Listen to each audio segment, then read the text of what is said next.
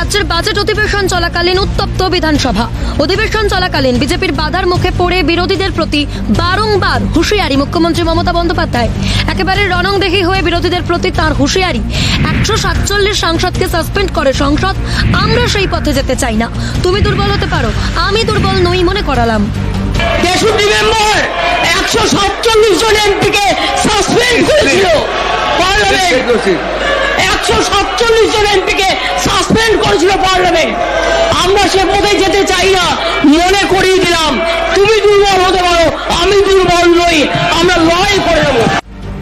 মুখ্যমন্ত্রীর এই মন্তব্যে ভিন্ন প্রতিক্রিয়া রাজনৈতিক মহলে। বিধানসভার বাজেট অধিবেশনে মমতার হুঁশিয়ারি নিয়ে কংগ্রেস সাংসদ প্রদীপ ভট্টাচার্য জানালেন, মুখ্যমন্ত্রী ঠিক করেছেন।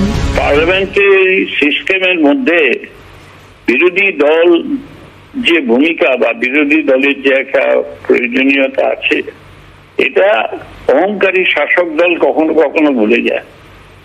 তাই যারা অহংকারী শাসক দল তারা সেটা ভুলে গিয়ে বিরোধী দলের যারা সাংসদ আছে তাদের সাসপেন্ড করে দেন, যেমন 147 জনকে পার্লামেন্টে করেছিল। সেটা তো মোটেই শোভনীয় কাজ হয়নি। সুতরাং সেটা যদি পশ্চিমবঙ্গ বিধানসভায় কেউ করবার চেষ্টা করেন, সেটাও শোভনীয় হবে না। সেদিক থেকে এখানে এই সিদ্ধান্ত গ্রহণ করা, মুখ্যমন্ত্রী যে কথা বলেছেন যেটা আমরা এখানে করতে চাই না, সেটা ঠিকই করেছেন। তবে মুখ্যমন্ত্রীর 147 সাংসদকে সাসপেন্ড করে সংসদ, আমরা সেই পথে যেতে চাই না মন্তব্য প্রসঙ্গে রাজ্যসভার সাংসদ বিকাশ রঞ্জন ভট্টাচার্য জানালেন, ওই পথে না হাঁটাই তো ভালো। স্বাভাবিক দায়িত্ব পালনের মধ্যে কৃতিত্বের কিছু নেই। ভালো তো সে পথে না হাঁটাই তো ভালো। ওটা তো কোনো পথ নয় যে সাসপেন্ড করে দিলাম। কিন্তু তার দায়িত্ব আছে বিধানসভাকে ঠিক মতো পরিচালনা করার, আলোচনা করার, বিরোধীদের যথাযথ সম্মান দেওয়ার। এটা তার স্বাভাবিক দায়িত্ব। সেই দায়িত্ব পালন করার মধ্যে কোনো কৃতিত্বের কিছু নেই, বাহাদুরির কিছু নেই। তবে মুখ্যমন্ত্রীর হুঁশিয়ারির পাল্টা দিয়েছেন বিজেপি সাংসদ সুকান্ত মজুমদার। এ প্রসঙ্গে তার মন্তব্য, আমাদের সাসপেনশনের ভয় দেখাবেন না, আমরা ভয় পাই না। দম থাকলে আমাদের বিধায়কদের সাসপেন্ড করে দেখান। দেখুন, মমতা বন্দ্যোপাধ্যায় এরকম অনেক কিছু বলেন। এর আগে আমাদের বিরোধী দলনেতা সহ অনেক কজনকে সাসপেনশন করা হয়েছিল। শুধু তাই নয়, এফআইআর করা হয়েছিল যে তারা জাতীয় সঙ্গীতের অবমাননা করেছে। পরে হাইকোর্টে গিয়ে হাইকোর্টের কাছে থাপ্পড় খেতে হয়েছিল রাজ্য সরকারকে। সেই ভয়ে উনি দ্বিতীয়বার ওই পদে পদক্ষেপ করবে না। আর সাসপেন্ড করে কোনো লাভ নেই, কারণ ভারতীয় জনতা পার্টির বিধায়করা প্রয়োজনে যদি বিধানসভার ভেতরে আওয়াজ তুলতে না পারে, বিধানসভার বাইরে আওয়াজ তুলবে, বিধানসভার বাইরে রাস্তায় আওয়াজ তুলবে। অতএব আমাদের সাসপেনশনের ভয় দেখাবেন না, আমরা ভয় পাই না। দম থাকলে আমাদের বিধায়কদেরকে সাসপেনশন করে দেখান। মুখ্যমন্ত্রীর হুঁশিয়ারি প্রসঙ্গে বিরোধী দলনেতা শুভেন্দু অধিকারীর মত, বাজেট অধিবেশন চলাকালীন মুখ্যমন্ত্রী বিজেপি বিধায়কদের প্রতি ইঙ্গিত করে বলেন, প্রতিবাদ করলেই সংসদ বন্ধ করে দেবেন। এত ক্ষমতা, সংসদ বন্ধ করে দেবেন? सबसे शर्मनाक चीज यही है, बजट भाषण के दौरान उसका बीच में चीफ मिनिस्टर बीजेपी बेंच की ओर इशारा करके बताया, आप लोग प्रोटेस्ट करेगी तो मैं पार्लियामेंट बंद कर दूंगी। ये क्या भाषा है? पार्लियामेंट के उनका 20 एमपी है, इसका इतना ताकत है, पार्लियामेंट बंद कर देगा। এছাড়াও শুভেন্দু জানালেন, বাজেটে যে সমস্ত বিষয় নিয়ে কথা হওয়া উচিত তা না করে শুধুই কেন্দ্রের নামে অভিযোগ করাতেই প্রতিবাদ জানানো হয় বিজেপি শিবিরের পক্ষ থেকে। फिनेंस, इकोनॉमी, एम्प्लॉयमेंट और poverty eradication, farmers, unemployed youth, ये सब के लिए पैकेज होता है जो हमारी कॉन्स्टिट्यूशन ने दिया है। रोटी, कपड़ा और मकान, बिजली, पानी और सड़क, ये सब बात तो बजट में होना चाहिए। ये पूरा बजट सेंट्रल गवर्नमेंट 11 लाख आवास नहीं दिया, बताया है बजट में। সব মিলিয়ে বাজেট অধিবেশন ঘিরে ফের একবার উত্তপ্ত বিধানসভা। মুখ্যমন্ত্রীর হুঁশিয়ারি এবং পাল্টা গেরুয়া শিবিরের হুঁশিয়ারিতে রাজ্য রাজনীতি যে ক্রমশ বেশ উত্তপ্ত হয়ে উঠছে তা বলাই যায়। 2024 লোকসভা নির্বাচনকে পাখির চোখ করে এখন থেকেই যে সম্মুখ সমরে নেমে পড়েছে প্রত্যেকটি রাজনৈতিক দল তা বলাই বাহুল্য। ক্যালকাটা নিউজ।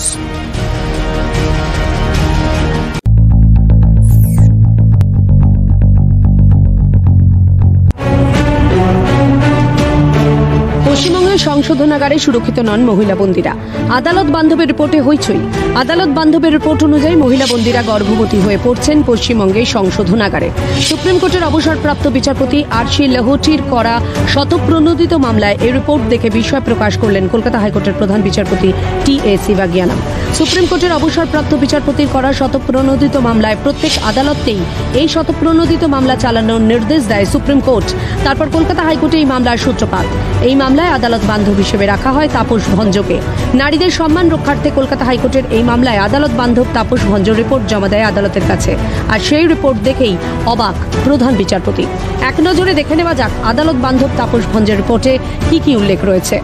আদালতে বন্দীরা সুরক্ষিত নয়। কেন্দ্র রাজ্যে হিউম্যান রাইটসের কাছে কোনো রিপোর্ট জমা পড়েনি।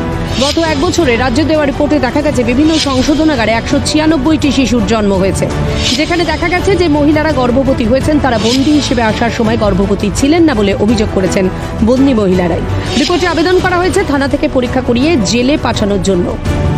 আমি সেই জন্য একটা প্রেয়ার রেখেছি যাতে মহিলাদের যখন জেলে পাঠানো হবে প্রত্যেকটা থানায় যেন ডিরেকশন দেওয়া হয় যে জেলে পাঠানোর আগে প্রেগন্যান্সি টেস্টটা যাতে করিয়ে আর কি পাঠানো হয়।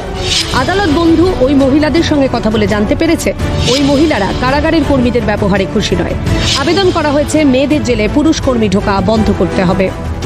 এখানেও আমি সেই একই প্রেয়ার করেছি যাতে পুরুষ কর্মীরা যাতে কোনো মহিলা জেলে ঢুকতে না পারে।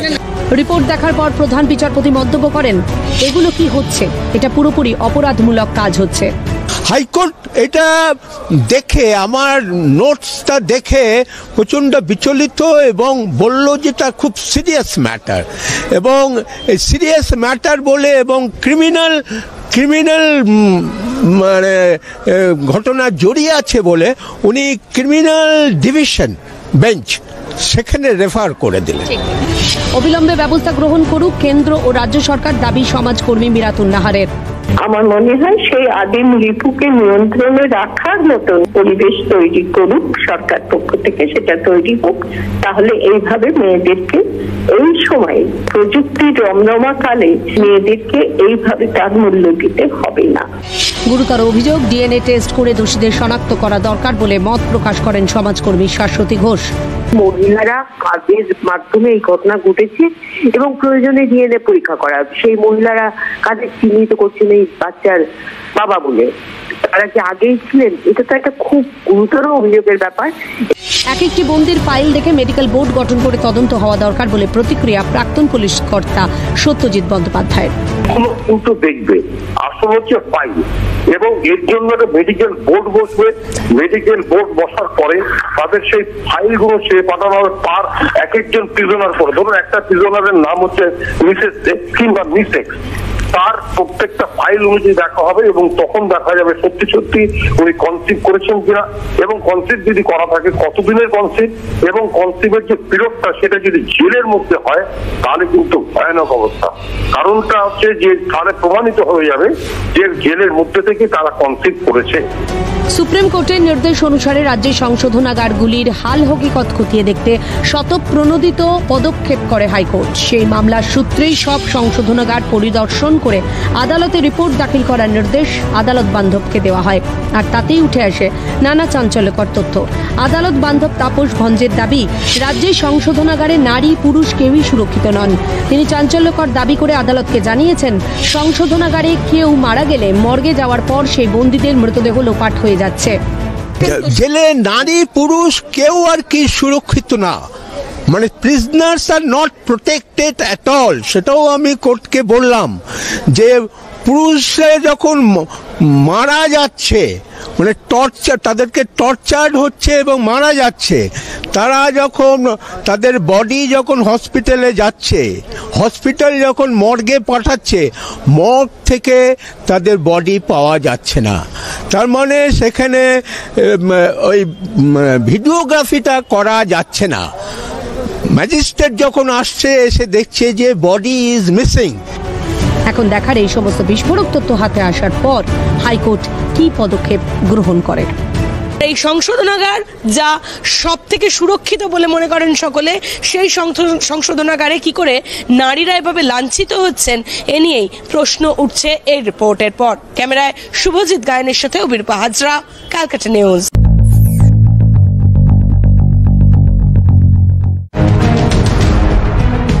বিতর্ক চলছিলই। বৃহস্পতিবার লোকসভার মধ্যে সেই বিতর্ককেই কার্যত উস্কে দিলেন ঘাটালের তৃণমূল সাংসদ দেব। এদিন সংসদে ঘাটাল মাস্টার প্ল্যান নিয়ে বলতে গিয়ে ইঙ্গিতপূর্ণ মন্তব্য করেন দেব। ঘাটালে মানুষের অনেক দিনের কষ্ট, অনেক দিনের বেদনা। আমি আপনার মাধ্যমে প্রধানমন্ত্রীকে রিকোয়েস্ট করতে চাইছি, এটা কোনো টিএমসির সমস্যা নয়, এটা কোনো বিজেপির সমস্যা নয়, এটা বাংলার সমস্যা। আমার মনে হয় এখানে দলকে সাইডে রেখে মানুষের কথা ভেবে আমার মনে হয় নেক্সট টার্মে যেন ঘাটাল মাস্টার প্ল্যানটা যেন এক্সিকিউট হয়। ধন্যবাদ জানাবো আমাদের মাননীয় মুখ্যমন্ত্রী আমাকে 10 বছর সুযোগ দেওয়ার জন্য। ঘাটাল লোকসভা কেন্দ্রের প্রত্যেকটা মানুষ যারা আমাকে ভোট দিয়েছেন, যারা আমাকে ভোট দেননি, তাদেরকে অসংখ্য ধন্যবাদ। আমি থাকি বা না থাকি, ঘাটাল আমার মনের মধ্যে সারা জীবন থাকবে। প্রসঙ্গত গত শনিবার ঘাটাল হাসপাতাল, রবীন্দ্র শতবার্ষিকী মহাবিদ্যালয়, বীরসিংহ উন্নয়ন পর্ষদের পদ থেকে ইস্তফা দিয়েছিলেন তৃণমূলের তারকা সাংসদ দেব। তারপর থেকেই তাকে নিয়ে গুঞ্জন শুরু হয়। এর মধ্যেই প্রাক্তন বিধায়ক শঙ্কর দলুইয়ের একটি অডিও ক্লিপ ভাইরাল হয়, যেখানে প্রাক্তন বিধায়ক দাবি করছেন দেব আমার থেকে তার এমপি ল্যাট থেকে 30% কমিশন চাইছেন। বিষয়টি তিনি দিদিকে বলেছেন বলেও দাবি করছেন। দিদি জেনেও ওকে সাপোর্ট করেছেন কারণ ওকে রাজনীতিতে প্রয়োজন। যদিও এই অডিও ক্লিপের সত্যতা যাচাই করেনি সিএম।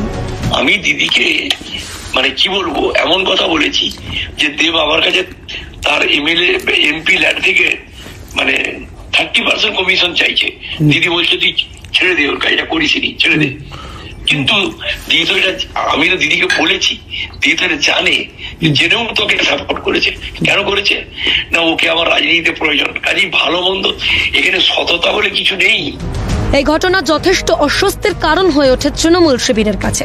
তারপরেই ইঙ্গিতপূর্ণ পোস্ট করেন দেব। সেই পোস্টকে নিয়েও শুরু হয় বিতর্ক। গুঞ্জন শুরু হয় তার দল বদল নিয়েও।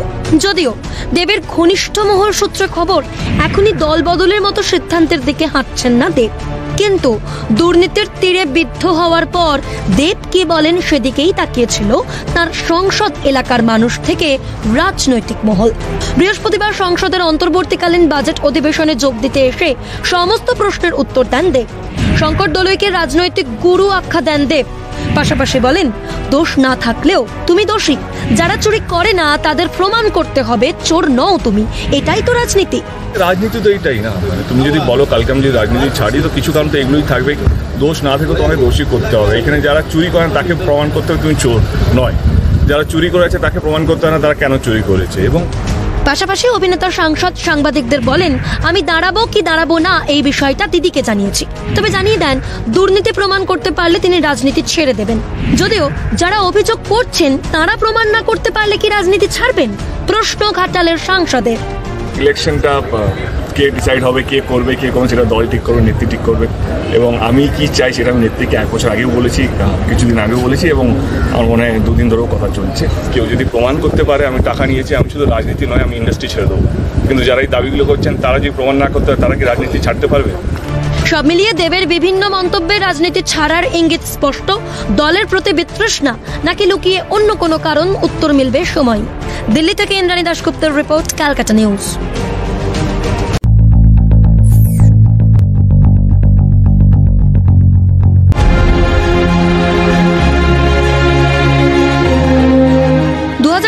অর্থবর্ষে রাজ্যের বাজেটে 4% ডিএ বৃদ্ধির ঘোষণা রাজ্যের অর্থমন্ত্রী।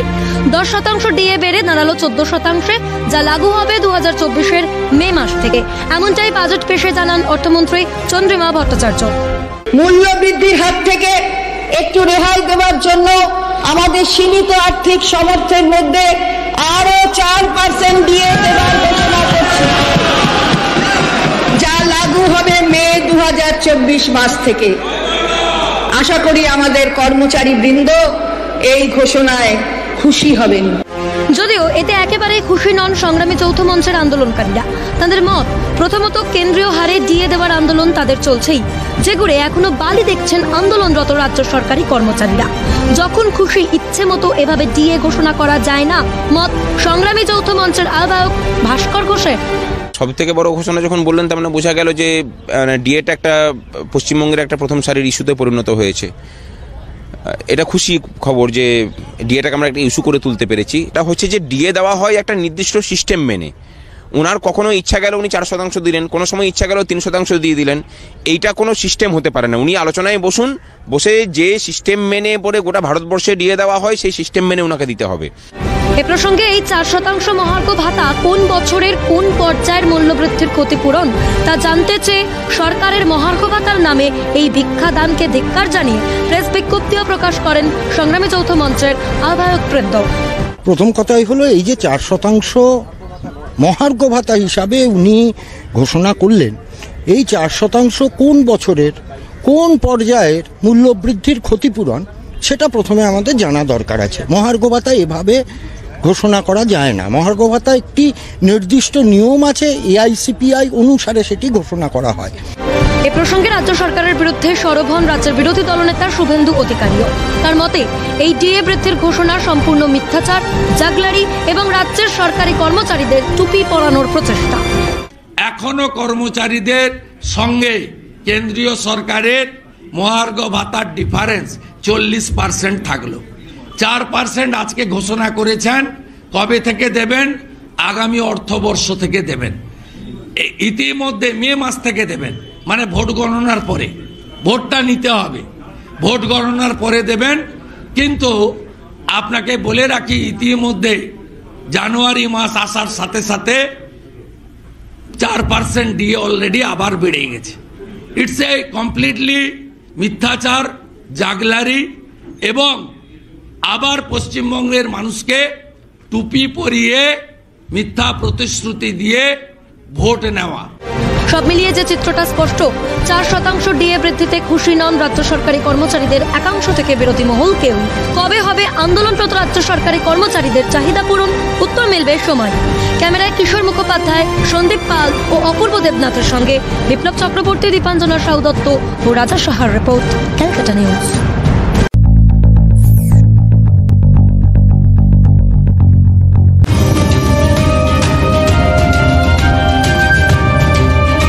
জমি কেলেঙ্কারি মামলায় তেরে ফুড়ে তদন্তে নেমেছে ইডি। গত 31শে জানুয়ারি এই মামলায় ম্যারাথন জিজ্ঞাসাবাদের পর প্রথমে হেফাজতে নিয়ে পরে গ্রেফতার করা হয় ঝাড়খণ্ডের প্রাক্তন মুখ্যমন্ত্রী হেমন্ত সোরেনকে।